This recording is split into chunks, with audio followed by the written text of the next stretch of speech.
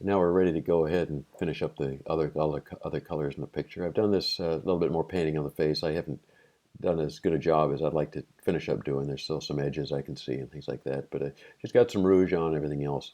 I might look at this picture at this point and say, skin tone's a little harsh. What we can do is back off on that. So before I go any further, I might run the opacity down the skin tone just a little bit to tone the picture down. Um, if I tone it down, the more I tone it down, obviously it goes back. You'll see the rouge start to appear when I do that because that's an above a layer. I'm not changing that layer. Uh, but anyways, I can tone that down a little bit if I feel like it. And I always can come back and do that at the very end also. On the rouge, I can do the same thing. If that's the rouge layer, I can tone that down a little bit. Okay. So now I've got this thing maybe a little bit toned down, which is good. Something you probably is not a bad idea to do. If I click on the name here, I can change this to skin. Okay, that's the skin painting. And I can change this to a blush. So as I build up these layers, because when I finished painting a lot of different things, especially this won't have that many colors. There's a dress and there's a background, there's hair and things like that. But if I have a very complex picture, I could end up with a lot of layers, as you're going to see. So let's say that this is close enough for government work. I want to work on her dress. I want to work on her hair. And, zooming in on this thing, there's a couple little things I want to do. We did her lips. I painted over her eyes with this same color. It's probably not bad. Her hair might be the same sort of color, but I can look at that a little bit more carefully. I can do some detail work around the eyes uh, in terms of what her eyelashes might be, and the areas around her eye here probably would be a little bit redder on the bottom, and certainly her eyeballs would be brown. Okay, so let's just start with a brown, and you've seen this over and over again. I just go to the top here, create new layer. Okay, I'm going to use the skin tone layers because it already has some browns on it, so it's there. I'm just going to make it reappear like we had it before, the skin tone. Um, and let me go back out.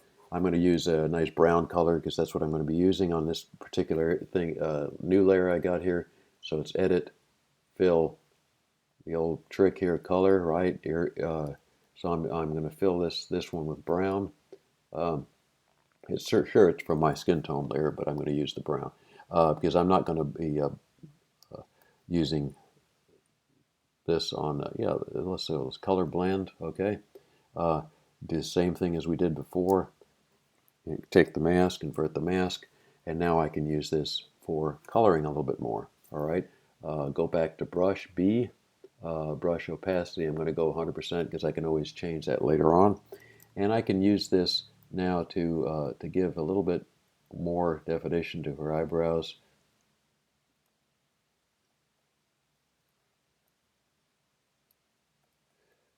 Okay, I can say, okay, the eyes really ought to be brown too.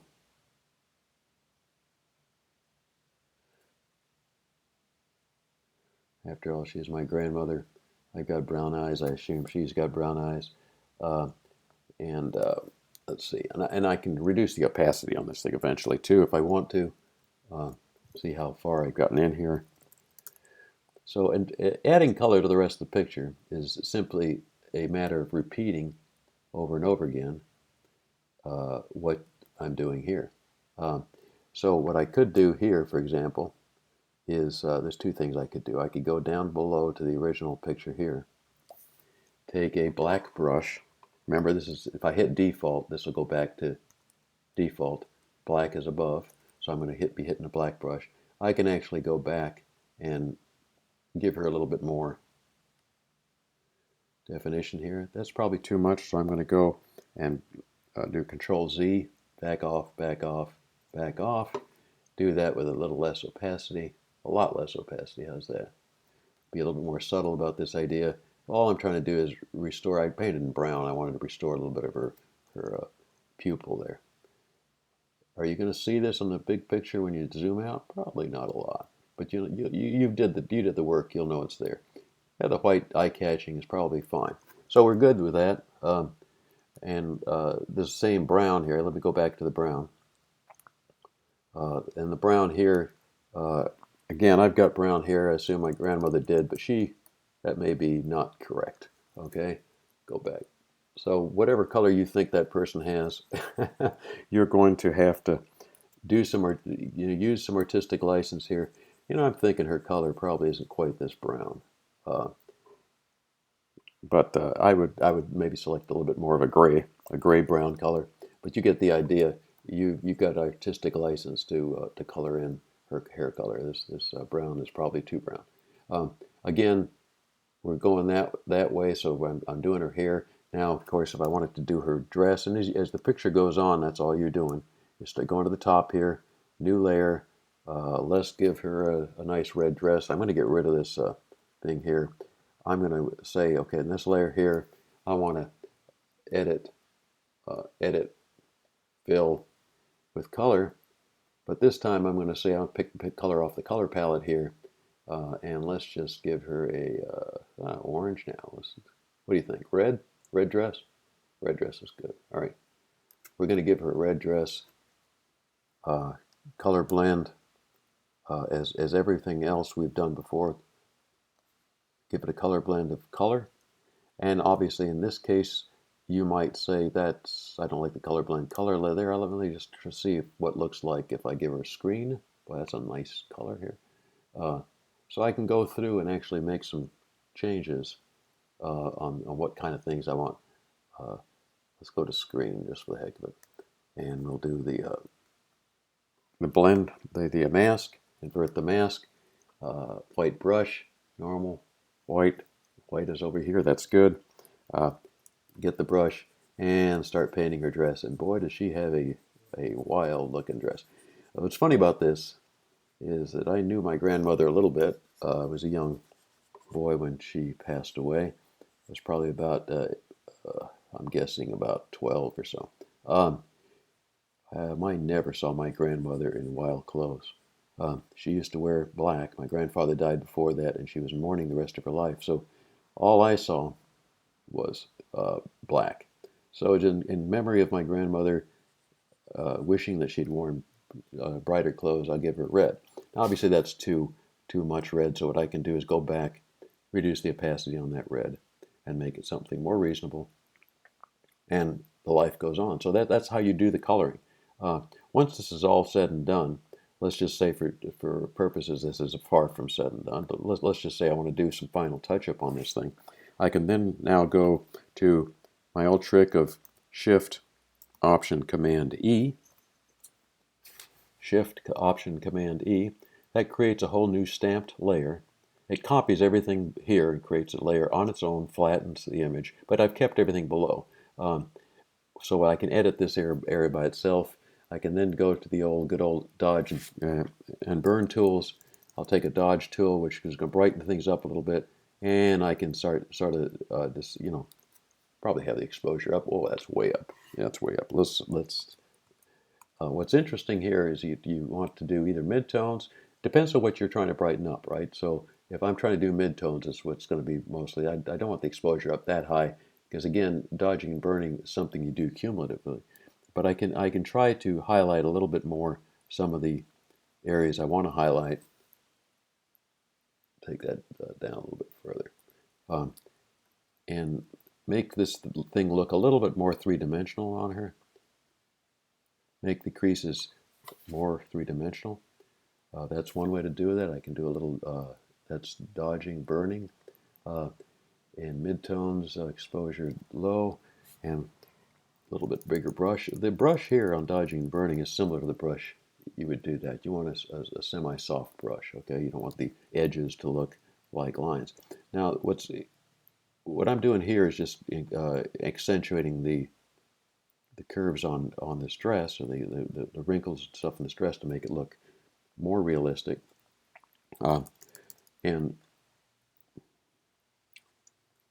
see, that's all I'm doing. I might put a little light here, finish up the dress. So that's all I'm doing. Something I like to do too in the dodging and burning category. I think I've showed you this before. Her pearls need to shine a little bit more. So what we can do is go to highlight. Since the pearls are already white, I want to make them even whiter. I want these things to really, really, really shine. I can do the same thing put some highlights into her earrings, and that's the way it goes. You go on now. You can add you can use this dodging and burning to add detail to the picture too. So, for example, if I'm this is not going to make sense here, but if I'm in a this is a man's suit and I wanted to add a lapel structure here. I mean, I can go through and highlight, lapels. I might see it generally speaking, but it's not clear enough. So I could even create a little bit of an effect here. Um, trying to make the thing look more realistic. Now in this dress, it doesn't make any sense, obviously, but my point is you can do it. So you start to create what's not there. All right, so this is how you colorize, and the background would be the same thing. I'd add another layer, I'd color in the background, and on and on and on. And if there's more detail, this gets much more complicated. Um, so let's get out of here. And what I'm going to do is first, before that, I'm going to go back to Lightroom. I had another picture at one point that I preserved all the details on. I'm not sure if I still have that picture. Let me see if I still have this one here. Um, the reason I'm going to pick up the original because I think the original had all the layers on it. You can see how many layers were. Yeah, here's one. This is my dad and his brothers. I had to color ties and shirts and slacks and background and all that stuff. They used to run a shop where they fixed cars. So that's my Uncle Gallo, my Uncle Jose, my Uncle Nacho, and my father Al. And as you can see here, uh, there are pants and everything else. There's skin, there's blush, there's black and white painting where I actually put some black and white ink in there, if you will. Nacho's pants, Gallo and Jose's pants. There's the blue shirt for my dad, I think, and probably for this tie over here. So that's how you do it. I mean, the layers do build up over time, and it gets, here's the old skin palette that I started with. So there you go. That's a picture with a lot of detail. It's not been done real well. There's still a lot of stuff missing that but I haven't finished it. Doing this shirt was a joy, a lot of work. Uh, trying to make a little bit more silver of that watch. I got to do that. So there you go. Belts are different colors. Everything. There's a lot of different colors there. Uh, Enjoy.